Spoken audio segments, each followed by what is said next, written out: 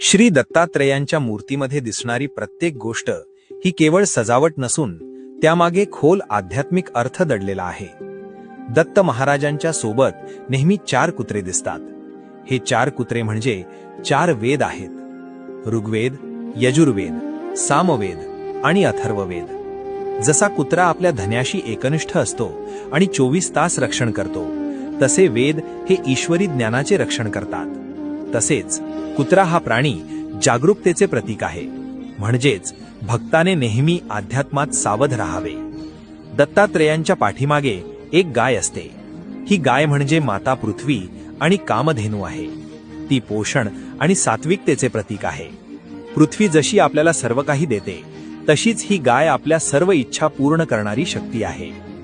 दत्त महाराजांचे वास्तव्य नेहमी औदुंबर वृक्षाखाली असते. जेव्हा भगवान विष्णूंनी नरसिंह अवतार घेतला आणि हिरण्यकश्यपाचा वध केला, तेव्हा त्यांच्या नखांमध्ये दाह म्हणजे जळजळ होऊ लागली.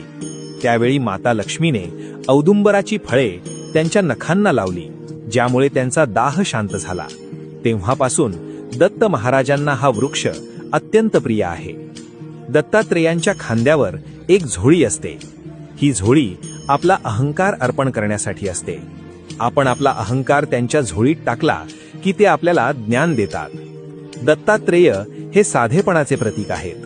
ते एका राजासारखे सिंहासनावर बसण्याऐवजी एका दिगंबराप्रमाणे निसर्गात वावरतात. अवधूत चिंतन. श्री गुरुदेव दत्त.